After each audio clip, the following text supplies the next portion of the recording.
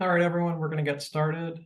Hello and welcome to the second in the CalNEW webinar series, Instructional Paradigms and Strategies for Newcomers. My name is Sam Finn. I'm the Director of Newcomer Policy and Practice at Californians Together, and we have some incredible expert speakers here with us today.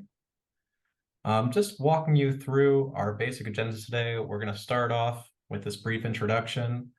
We're going to have 3 expert speakers from great organizations talk for about 15 minutes each on actionable, practical strategies that can be used in the classroom. And assuming we have time, we might run over. We'll have some panelist chat at the end. We'll finish up with a brief survey. So it's a little bit about this program that enables us to do the work. The California Newcomer Education Wellbeing Program is an ongoing grant program administered by the California Department of Social Services in collaboration with the California Department of Education that supports school districts in providing appropriate services to support immigrant students and their families. So 21 LEAs participate in the program. We also have some technical assistance activities and community of practice, and of course, this webinar series with our wonderful guests today. The program components are basic needs support, family engagement and empowerment, and youth engagement and development. This is the second webinar in a series. If you have not signed up for the series, or if you would like to send along this info to anyone else, you have the registration right there. It is our goal in time to curate all of the recordings and slides for this series on the California Newcomer Network website, www.calnew.net. Just a word about our speakers before we get started.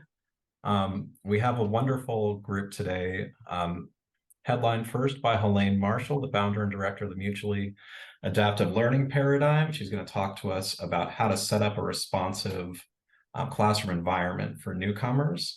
Next, we're going to have Annie Smith, one of our national experts in curricular development for newcomers, talk about really how to take those actionable strategies in the classroom and turn them towards literacy and oracy development and share a newcomer curriculum that can be shared freely. And finally, Efraín Tovar of the California Newcomer Network is going to give a little demonstration of the immersive reader software and how you might use it in your classroom. Today's speakers are going to particularly focus on the needs of students with interrupted formal education, SIFE students, and those who are early in their process of English language acquisition. And with that, I'm going to stop sharing, and I'm going to pass it over to Helaine Marshall to begin our first presentation. Okay. There we go. All right. So this presentation is on the mutually adaptive learning paradigm. And I'm going to be asking you to reframe the conversation and your mindset about SLIFE from the achievement gap to cultural dissonance. So what is the mutually adaptive learning paradigm? It is, as Sam suggested earlier, a culturally responsive, sustaining educational approach. And it takes elements from the formal education view and elements from the student's learning paradigm. What we're doing is we're building a transitional approach to address the achievement gap by focusing on cultural dissonance. So the first thing we have to do is look at formal education. And I'd like you to think about what we assume, teachers and learners assume, about formal education. First, that the goals of instruction are to produce an independent learner and prepare the learner for life after schooling, right? I think we can generally agree upon that. We could discuss all of this in more detail, but basically the learner is ready to participate and demonstrate mastery on an individual basis and engage in literacy-based classroom tasks. Ready meaning they know that school is different from their life in the real world. Okay, now I'm going to show you this same exact slide in about 7 minutes, and you will be you will be amazed that none of the SIFE perspective fits with this. That doesn't resonate with them at all. So let's go into that. The first thing I'd like you to do is think about the iceberg theory of culture. So you know that we're going to below the surface of culture. We're going to look at 3 areas: orality versus literacy, collectivism versus individualism, and informal ways of learning versus formal education. First, let's look at orality versus literacy. What's that? This is not a trick question. Everybody knows it's a circle, right? Now I'd like you to think in terms of 3 dimensions. What is it? Think about that. Well, right away you can say it's the moon, it's a plate, it's an orange, whatever you want. You went very easily to 3 dimensions. Now think about SIFE. They're going to go to 3 dimensions first because they live in the real world. 2-dimensional thinking is not familiar to them. So think for a minute about what you see, like line drawings, all right? When you look at a line drawing, you think, oh, what is it? I'm sure you all think it's an apple, but it's a bunch of lines, right? And think in terms of how they will view it. What about this? Is this better? Well, it's artwork. It's kind of subjective. You still know it's an apple, right? Ah, there we go. That's a photograph. Now, photographs are better, right? Because they make an exact duplicate of what's in the real world. But this isn't quite there, even with the raindrops, little moisture drops. How about this one? We've opened it up and put it in color. Now we're good, right?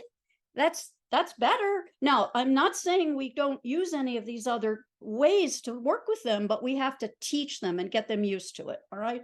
And what about here? Look over at me. Hello. Oh, look, that's really an apple. Now think about the 5 senses. You see it, you smell it, you taste it, you touch it. So they're giving all of that up to go into 3 dimensions, to go into 2 dimensions. Okay. And here are some quotes from students. The most important I've learned about the United States, that is a notebook, newspapers, and pens. These things are always letting me know how to live here. Notice it says live, not go to school, live. And this other quote, I never care about reading until I come here. In my country, nothing to read, but here, everywhere, print, words, books, and you have to read. Think about how overwhelmed they are when literacy is so central to our system. The second is collectivism versus individualism. 70% of the world's cultures are collectivistic. What does that mean? It means that they see the group as primary. Look at the web. I like to use that as an example because they're looking to be interdependent, not independent, right? They want to be interconnected. And when they work as a group, even when they work in your class as a group, they're not thinking of individual roles or accountability. They're thinking of the whole group helping each other to succeed. On the other hand, they're shocked to find out that with us, everything's about the individual. Raise your hand, eyes on your own paper, right? What did you do in the group, right? Everything is based on the individual. Self-actualization is a worthwhile goal of ours, and we honor individual interests, and we expect people to take personal responsibility. We don't notice the extent to which we're individualistic, but any of you who've ever lived or spent long time in countries that are collectivistic, you know exactly what I'm talking about.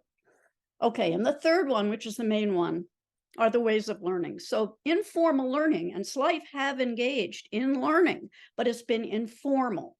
So here's this little girl learning to weave right at the time that her culture needs her to do that, right? And she's getting feedback from the adult, you can see, and she gets it demonstrated for her. Then she tries it, she's mentored, she's given feedback, but it's immediately used in the community. She's making a real contribution. Our side of it, whoa, we've got cohorts of 8 based on age. We divide people into different subject areas, going from room to room, all in buildings that are not in the real world at all, but separate just for school. Now, what does this actually consist of when they go into the classroom? What is it that they're doing in the classroom? So my view of formal education is basically you boil it down to decontextualized tasks based on academic ways of thinking. That's the essence, and that's what SIFE are completely new to. So what does that even mean? Well, if you ask them to define a tree, They are not going to define a tree by giving you, oh, a plant with roots and branches. No. They're going to talk to you about a tree is for nutrition I can get from it, shade I can get from it, something I can build with parts that come from the tree. That's not what the teacher wants. The teacher wants a decontextualized definition of a tree. Second, try this one, true, false. Okay, great, brilliant idea, right? We're tricking them. No, we say it's critical thinking. Well, from their perspective, here they are just trying to learn to read, and we're hitting them with something that isn't even true. I've had students say, why don't you tell me what's true? And I'll learn that. Now, I'm not saying we're not going to do true false. In fact, in our book, we have 4 pages on how you gradually teach SIFE to do true false, but you're introducing it. This is not remediation. This is introducing for the first time something that they're not used to. But we go to the last one, even as very young children, we start classifying. They know that colors is not what this is about. This is about shapes. Classification is a major, major task that started very early. Now, if you've been paying attention, you're going to get this question right.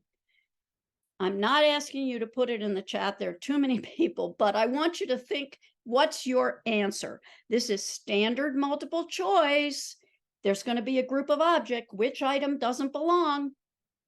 You knew it right away, didn't you? 3 of them are tools. You have to kick out the log.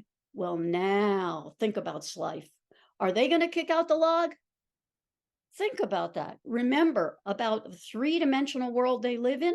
They're trying to create a context, something that makes sense, something that's meaningful. Well, they're not going to get rid of the log. Maybe the hammer, and we could sit here and discuss what they're going to get rid of. The point is they're going to fail the question. They're not going to get it, right? They're not going to succeed in this kind of an environment. We need to teach them to think in a whole new way.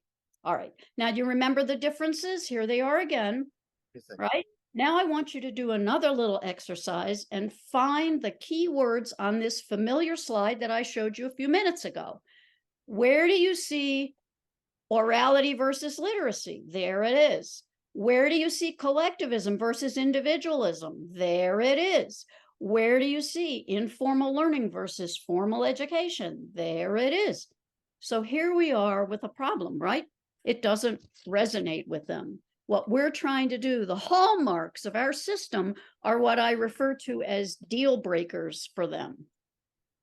So what we're going to do now is put them on 2 sides of a chart.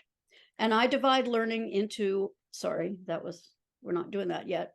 Aspects of learning, conditions, processes, and activities. So aspects of learning include the conditions that you expect before you even start doing anything in the classroom. That sets the stage. Then the processes are how you expect to receive information and interact with it.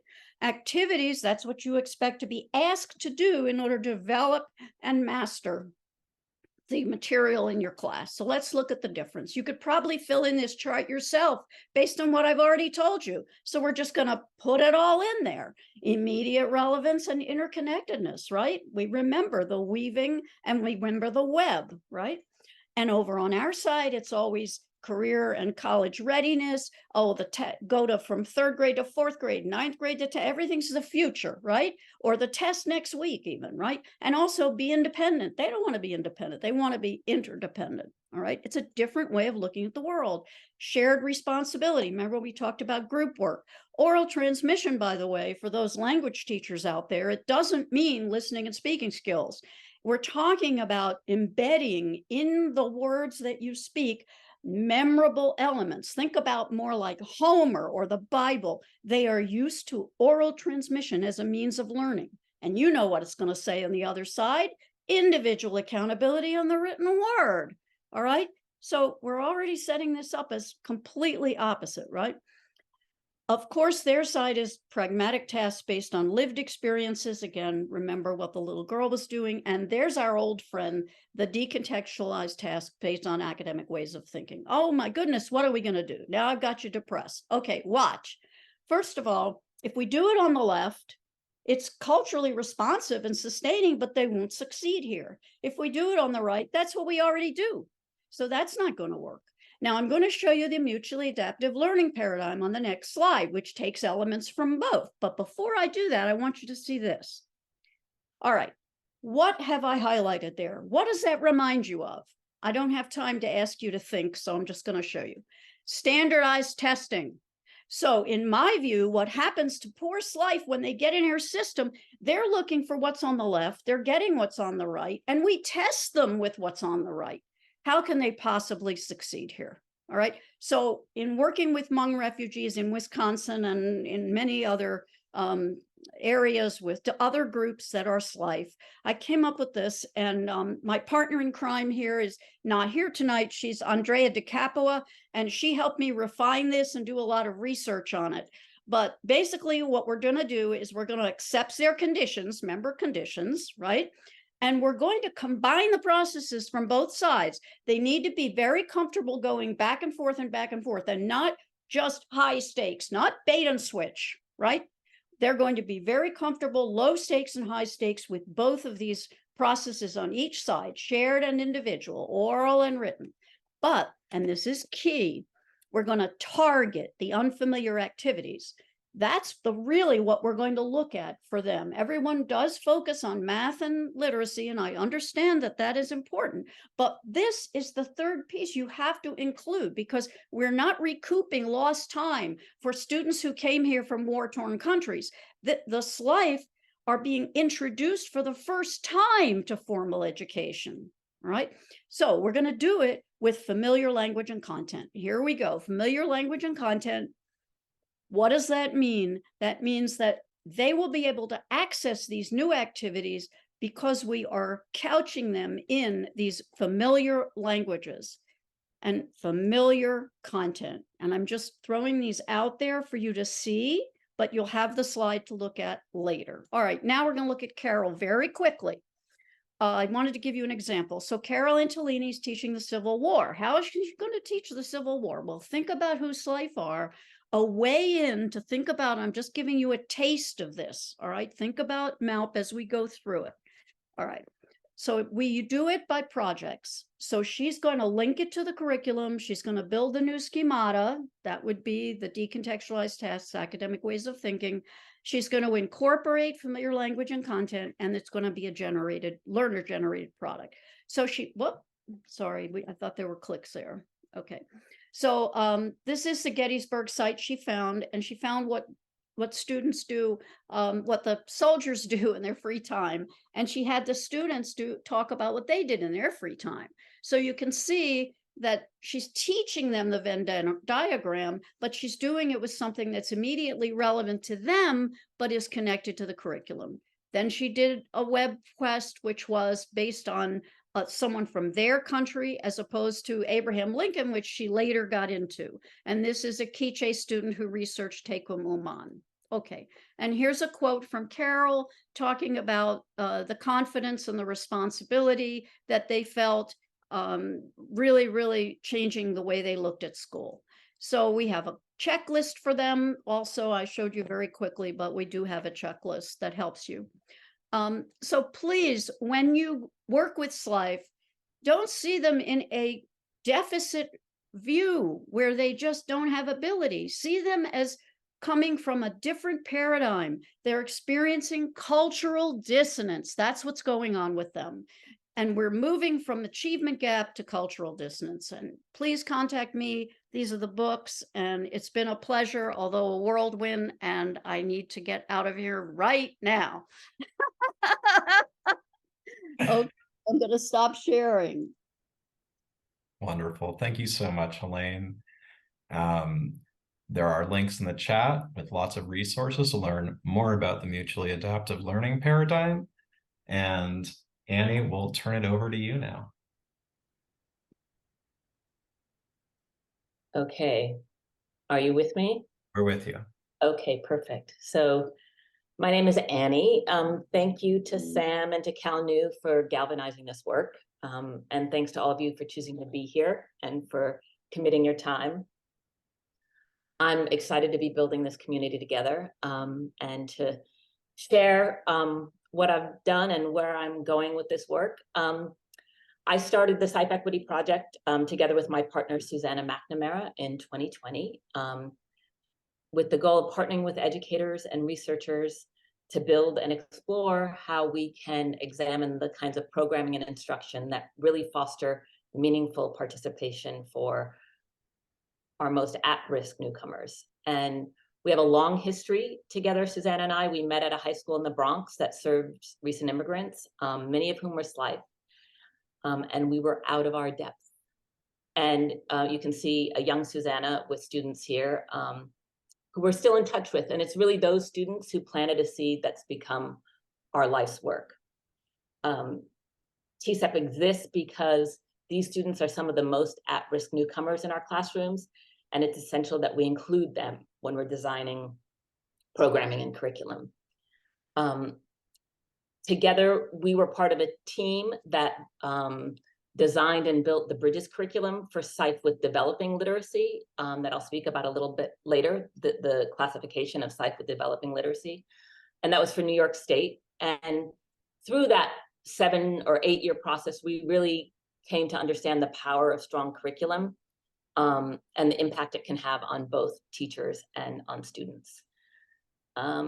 Okay, so I want to move into looking first to talk about the students, because we can't speak of instruction without a really nuanced understanding of what students bring and what they need in the context of our classrooms, where our work is to create a pathway to their meaningful participation, right? That's our commitment.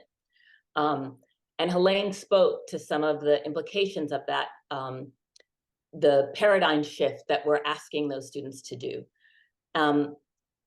I want to start with what they share. They're all learning English. However, the literacy they bring in their home language varies, and their perception of what is involved in learning varies. And Helaine outlined that in ways that have informed what I have done on the ground for many years. So importantly, when we say newcomers, it's essential to understand that we're looking at a spectrum. And I think the more we can understand the nuances of the students who we include in that spectrum, the better we're going to be at doing the work that we do. So I'm going to start with Haja. This is the kind of student profile that Helaine spoke most about. When she gets into her classrooms, what we see is that she can't take print off the page. She might not know that words carry meaning. But in my experience, with the right resources, she can engage with academic concepts and ways of thinking and build academic skills and knowledge that will lead her to graduation. Then we look at someone like Gustavo, who falls here in the middle. He's been in school, but what it means to do school looks very different. He's not been asked to interpret text. His learning has privileged more rote memorization. So there are skills and also dispositions that we need to support him to cultivate to engage in our classrooms. And then there's Sherfa, who can use a dictionary or Google Translate to navigate text, but she may need support accessing deeper meaning from text and representing and communicating her thinking in formal registers of school, as well as attending to building the foundational academic knowledge she might need in content classes like science and world history. And then, of course, there are the newcomers whose needs were practiced at meeting, who are highly literate in their home languages, for whom meaningful participation involves just a transfer of their academic knowledge and skills with the support of building their English language. These are the range of newcomers that you teachers find in your classes in California and across the country. And I think, well, we come at it as like, if teachers are doing their work, they're meeting the complex needs of this spectrum of diverse learners in their middle school or high school classroom. And I say this, of course, in jest or tongue in cheek, because the spectrum is sometimes even more varied. Truly, it is an impossible task for an individual teacher, particularly when the main guidance teachers are given are the ELD standards and grade level standards.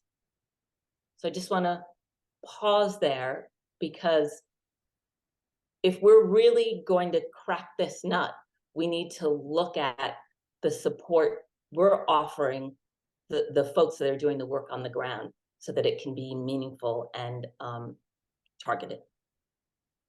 So let's look a little bit more closely at what that work means, and how the needs of the spectrum look different than what we might typically do in an ELD classroom.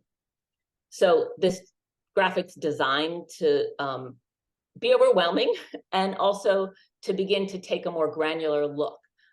This is the work we had to do when we were creating the Bridges curriculum, to understand what matters in a curriculum for this population of newcomers.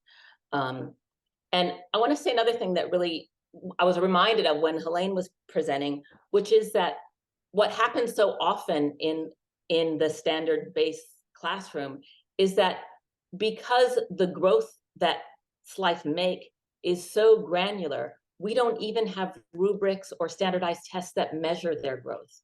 And this is what it really means when we're thinking about taking them into account when we're designing.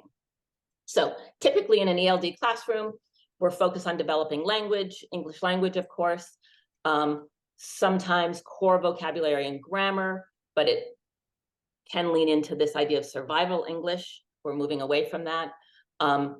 Basic reading to make meaning, and speaking and writing to express ideas. It's rarely thematic or knowledge building, and it doesn't focus on building conceptual content knowledge that bridges from students' experience of farming to photosynthesis, for example. And so I want to now just unpack in a similar way to the way that Helaine did, but bringing it more into our classrooms. So this idea of academic ways of thinking that Helaine unpacked are, as she said, the foundation of our classrooms. We're inculcated, students are inculcated from preschool. You know, the square in the square hole, the star in the star hole, grouping the color together, grouping the shapes together, all these manners of classifying and defining. So we're teaching them students to classify and compare from an earliest age. And these skills are taught over years of schooling. And generally, these are not the ways of thinking that newcomers with little experience in formal classrooms are bringing. They need to be learned in the ways that we expect them, for example, in an ELA class. So in order to create a pathway so that students are participating meaningfully, our curriculum needs to meet their needs. A curriculum that meets their needs needs to teach these skills and ways of thinking and the language they need to express the ideas explicitly. And then now turning to look at the ways that we represent information through these decontextualized maps. I'm sure they're everywhere in classrooms. Books, graphs, maps, tables, concept maps, and we expect that students can interpret it more easily because it's graphic, without reflecting on the fact that it's coded, and we've been trained to use these resources over time. Because you have to know the code to extract the information, know that the water on the map is blue, that the capitalized words refer to continents. So teaching students to crack these codes happens by balancing the cognitive load, teaching new content and skills with familiar language, and chunking those skills to move students strategically to higher order thinking. One of my mentors used to say, begin before the beginning. So getting students to grapple with rich academic ideas that involve critical thinking, because every SIFE student can engage in critical thinking, but it happens through deliberate and intentionally designed pathways that mean that take twice or three times as long, because you have to build that pathway. And we need to understand that when we're designing those pathways, right? It's about depth and not breadth. Okay. And then finally, participating in secondary school and society means, no surprise, using text as a resource to build new knowledge. That is the project of secondary school. So a curriculum that's committed to a pathway for these newcomers has to be anchored in the 5 pillars of literacy. And as a secondary teacher, I didn't know how to teach reading, but I realized very quickly that access and equity means committing to both teaching the decoding and the sub-skills that support comprehension. And I want to add that teaching foundational literacy skills to newcomers who haven't consolidated foundational literacy in their home language doesn't look the same as teaching a 5-year-old. We have to keep learners at the center. We might be teaching a 17-year-old, who shaves and goes out to work in the afternoon. These are, although the principles are the same, what it looks like is qualitatively different. And it's built on oracy, on this idea of literacy being built on a sea of talk. So without it, you can't teach kids to crack the code. So I'm highlighting these because it's a matter of equity. You can't build a curricula for this population without understanding and embedding these aspects of what it means to be a real participant in US classrooms. And I say that as a call, and I also say it because curricula like this take time and they don't exist. They're not curricula that we can take off the shelf. So let's look at what we might do about it. We're excited to be involved in collaborating on a newcomer curriculum project funded by CalNEW and open to all educators. We're working with Oakland Unified folks in the Elma office and teachers on the ground. We'll create a year-long scope and sequence with one fully developed unit that goes from soup to nuts and includes all student and teacher-facing resources. And the plan is that it's completed by June of 2024. It'll be followed by teacher training, and then folks on the ground will begin to pilot it. And Sam, at some point, will drop a survey in the chat so that those of you who might be interested in piloting the curriculum or getting updates can make yourselves be heard. So I'm going to just give you a brief overview of the design of the curriculum, and you've seen some of the key aspects of the curriculum already that I highlighted.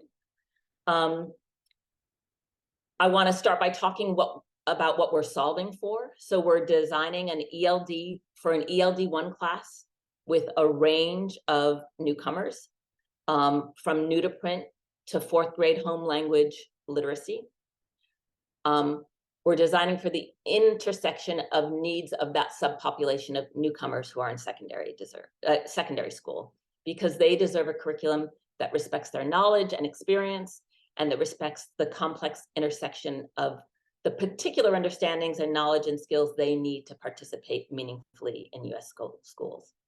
And we're also designing for the teachers who bring a wealth of experience, but don't have the dedicated time to do the kind of development of differentiated resources that ensures that the range of students in the classroom can be reached, and that the kinds of knowledge building and higher order thinking is layered in for all students.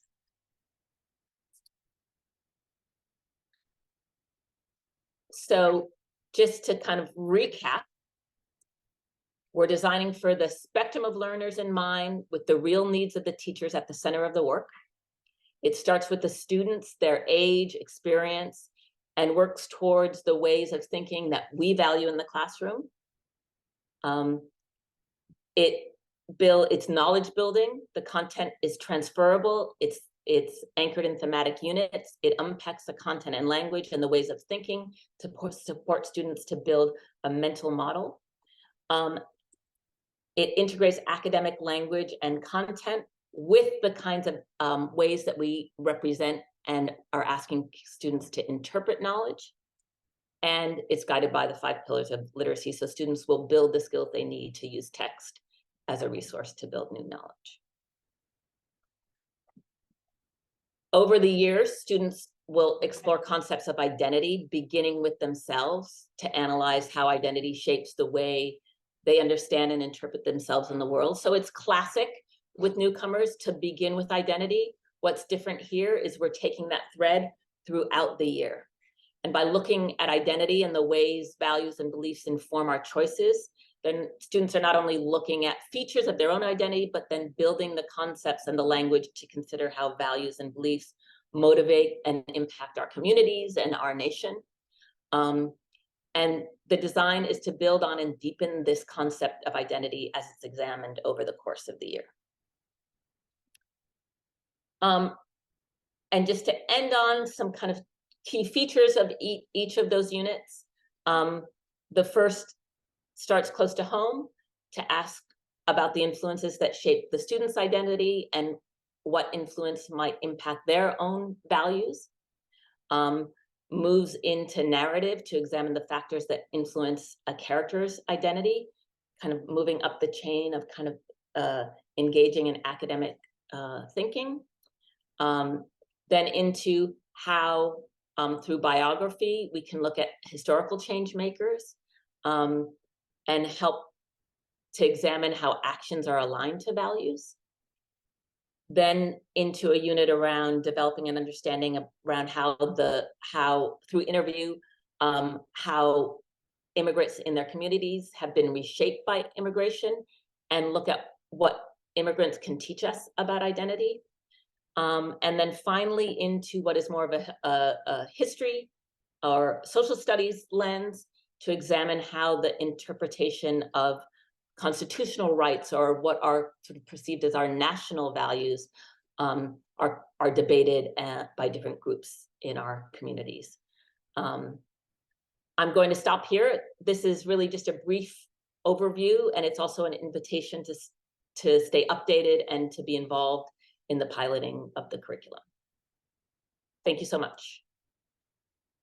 Thank you so much, Annie. I am so thrilled for the development of the curriculum. If folks want to get access to that curriculum, as Annie said, please click the Google form in the chat. The first model completed unit full of differentiated texts and assignments will be ready in June with the scope and sequence and additional resources to match. And we hope that we can build on that in the years to come. Right now, we have the pleasure and the privilege of hearing from my dear friend and colleague, Efraín Tovar, who is the founder and director of the California Newcomer Network. And over to you, Efraín. Well, I am so excited to be here with all of you, all 200 of you plus, right?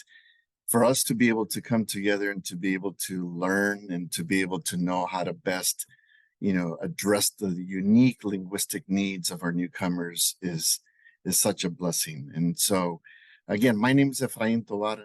The founder and director of the California Newcomer Network.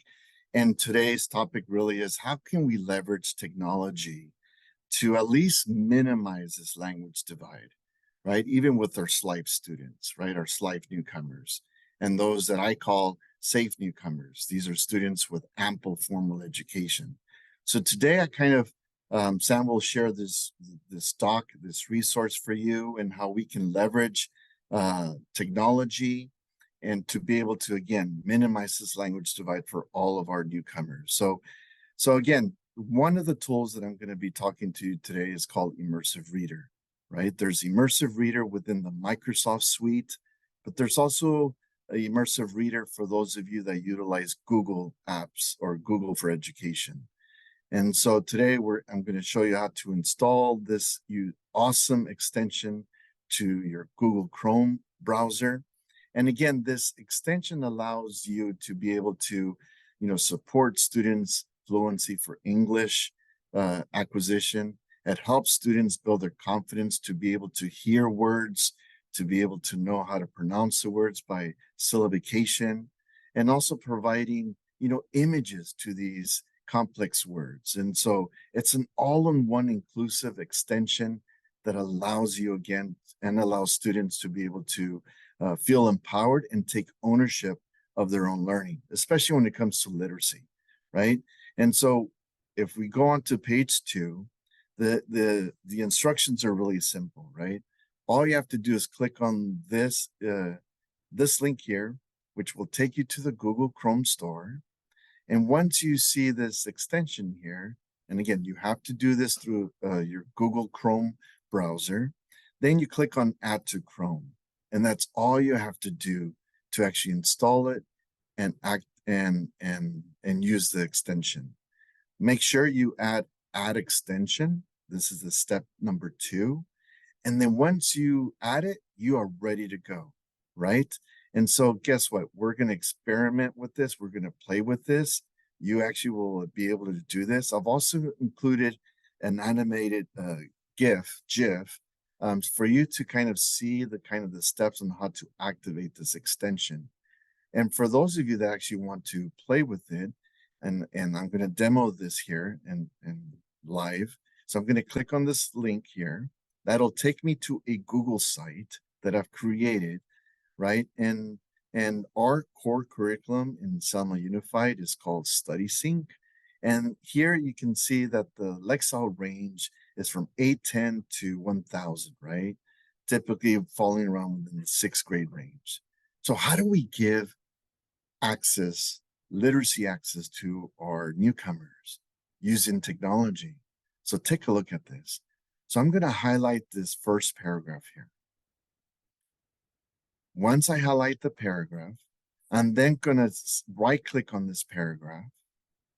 And then I'm going to look for the extension that I just installed. And it is called Help Me Read This. And that's all I have to do. So the technology will do its magic. It will, just show the student and the teacher just the text, right? So can you imagine going onto a website and you're having students read a certain article, right? Now, the benefit of this extension, again, it allows you to actually, have students have an immersive reading experience. So as a newcomer, I can actually click on a word. And if I click on the word, I can actually listen to the word, listen to the pronunciation. You. Right? And I can click on multiple words. And the nice thing about Immersive Reader, it also gives me a visual of some of the words that have images, right? So again, here's made. Made. And I can see that this word means to make, right? To hacer, if you speak Spanish. But it gets better than this. Because by me going to the reading preferences here on the right-hand corner, I can click on that. And then I can, teach students to be able to focus on one line at a time. I have found that with my newcomers, focusing on one line at a time, it empowers them, doesn't overwhelm them when they see so much text. You can change the size of the font. You can change the spacing between lines. But this is what I love about Immersive Reader. I can go in here, select a language like Spanish, and I'm going to go scroll down to Spanish, and it gives me the option: do I want a Spanish pronunciation, or do I want a Mexico pronunciation, right? So I'm going to click on Mexico, and then I can translate the whole document. And this is what's so beautiful here. I'm going to go back here to reading preferences, uncheck the line focus because I want to see the entire paragraph. And this is what I love about Immersive Reader. This is AI, artificial intelligence. And it doesn't sound like a robot when I listen to it, but rather it sounds like a real human being. So let me play a little bit. Me hiciste sentir como un cero, como una nada. Dice en español, cero, nada. Bastante bien.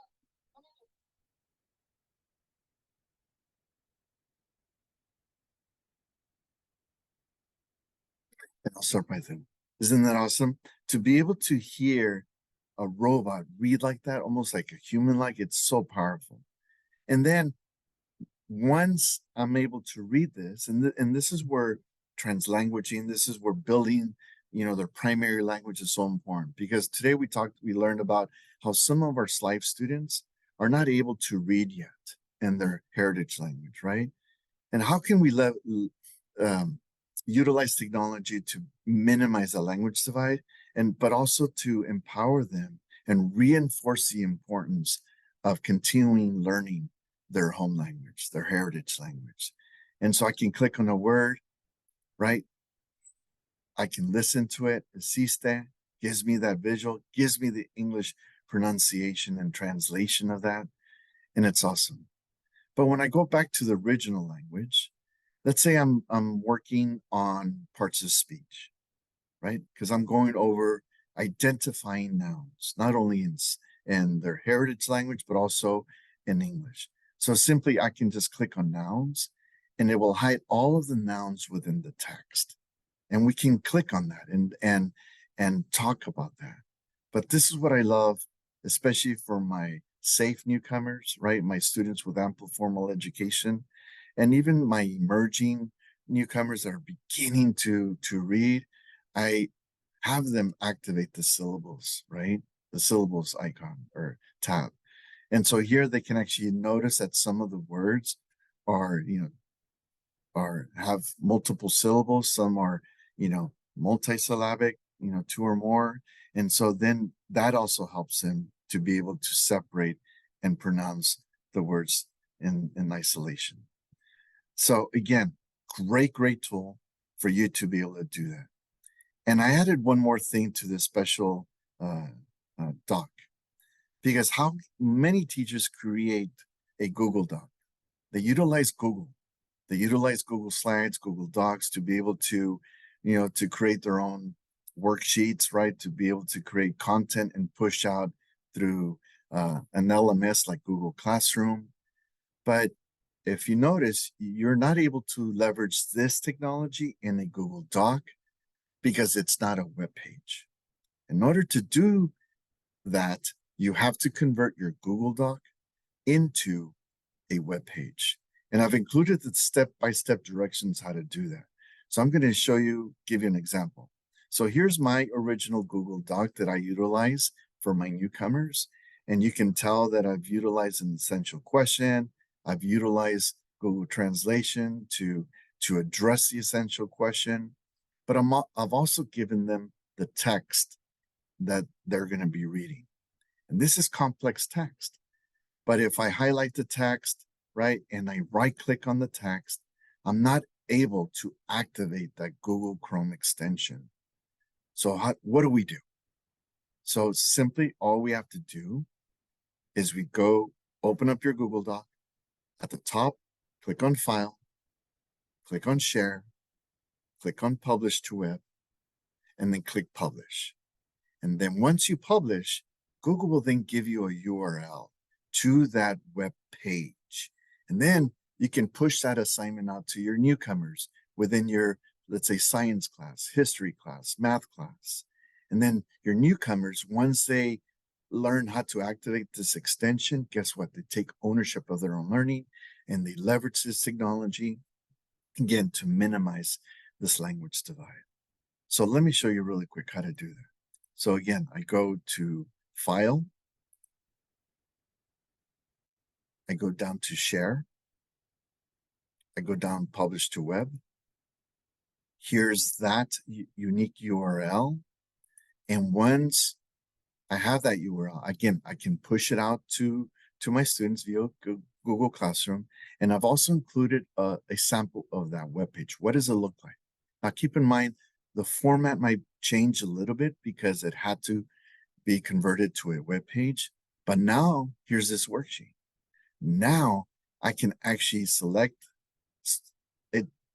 a text, a word, a paragraph or two, right-click on that, and click on Help Me Read This, and look what happens now.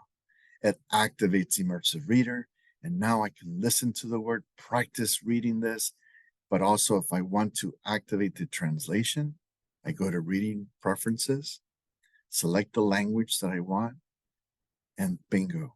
Students are able to get context in their primary language, practice their primary language, the reading fluency, because we never want to stop them practicing their heritage language, their native language, right? And then, but also empower them to be able to begin to, read these maybe monosyllabic words or polysyllabic words. So again, I encourage you to take out this Immersive Reader Guide, leverage it, help your students, help your newcomers to leverage technology to minimize the language divide. Thank you so much. Wonderful. Thank you so much, Efraín. And I think I'm echoing a little bit. So if someone has their audio on, let's turn it off for a moment. And I think we have a few cute questions we could answer. So if we can go to highlighting Helaine, Annie, and Efraín, we can ask a few. So someone asked a very good question that is really pressing, I think, for all of us, which is, how do you think about identifying SIFE students? I know there are a number of different schools of thoughts on criteria and assessments. I'd love to start maybe with you, Annie. What do you think are your best practices in identifying SIFE students? So best practices. So there are a number of resources developed by several states, New York, Minnesota. I'm sure Helaine could add others to that list. Maybe Massachusetts, who are doing a good job of thinking about the kinds of surveys, intake surveys, that you might use in a district or a given school. And so I or Helaine can definitely share those with Sam so that you can disseminate them. New York has a more developed, the multilingual SIFE screener, which really evaluates students' home language literacy, which I think many folks across the country can do for Spanish-speaking students for a start. So understanding the home language literacy that students bring is a big, important piece of information that can inform how we plan on the ground.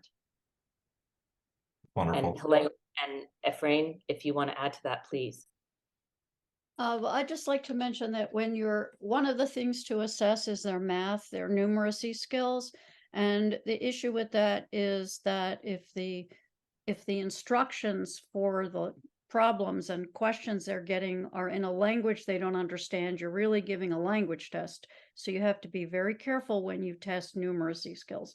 The second point I'd like to make is that if you're getting information from an interview with the family about former education, you have to be careful because there's a stigma to not, they might not give you exactly the number of years and the number of hours and the real deal about the prior education. And so you have to have people who are bicultural and bilingual working in your welcome centers where you can bring the temperature down and make them feel very comfortable and welcome. So they tell you the real story about their children prior to coming to the US. And it will work if you do it in that culturally responsive way. That'd be my two suggestions.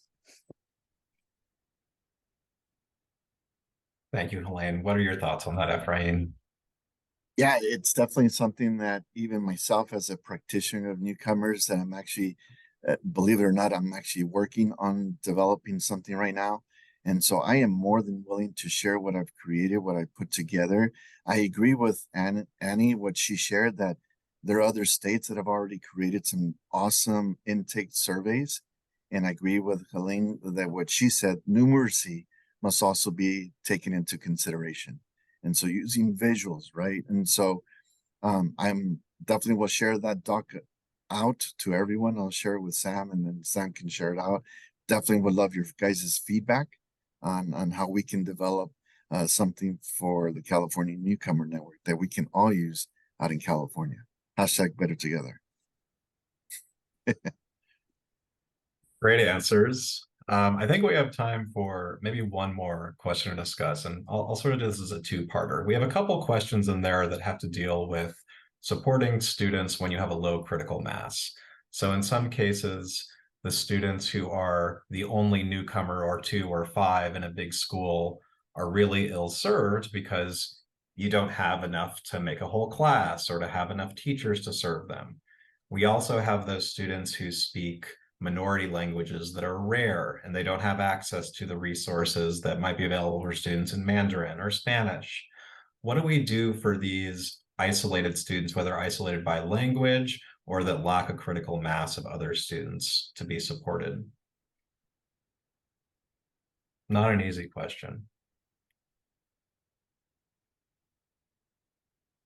Well, first, I think we have to admit the fact that our system is not set up this way. All right, we're not really set up for this situation. In special education, there are a lot more supports in place and a lot more laws so that this kind of issue doesn't become the kind of problem it is for us. So I'd first say that. The second is we have to think proverbially out of the box. So one of the things is when you say that someone may be isolated by language, does that district-wide or is that in one particular school building?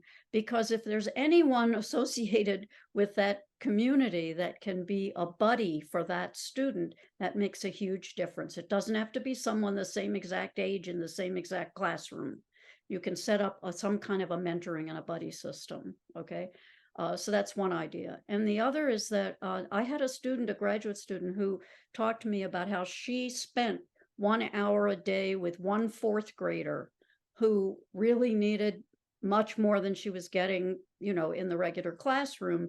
And that 1 hour of intensive one-on-one gave her enough so that she could access more of what was going on in the classroom. She was an isolated SIFE in the 4th grade, and that was a one-on-one. So I would just ask administrators to think about being flexible and think, well, in special ed, what is possible could be possible in our field as well. Efraín or Anna, you want to jump in on that? I think Helaine has really nailed it. It's really about thinking outside of the box, partnering with local CBOs, partnering with, community organizations, because, what Helaine just said around like one dedicated person for 1 hour a day who can teach a student who doesn't know how to read in their home language to learn to read is going to pivot everything for that student. And so often in schools, especially in secondary schools, we're not set up for that. Final words, Efraín? Yeah, it is a challenge, and so I've had a few students, obviously, throughout my teaching career where I don't speak their language. And so and some of them have been SIFE newcomers, right? So I think we need to tap into our community organizations, right? So and what I have found is that a lot of the newcomers actually come in groups, right? They come they come to a community because they know someone, right? And so tapping into either, temples, synagogues, churches, any type of organization where you can create those collaborative relationships and bring someone in that might speak a dialect is important. So definitely connect with your local organizations, your local religious organizations, right? Depending, where they're from. And so that would be my recommendation. Thank you, Efraín. And I think just that thread running through all the responses really is that there is no substitute for that individual person-to-person interaction. And we need to be able to support that whenever possible. I just want to thank each of you again, our panelists, Helaine, Annie, Efraín, for sharing your expertise with us. It is such a privilege for us to get to hear from you. For all of our participants joining us today, thank you so much for spending this afternoon with us.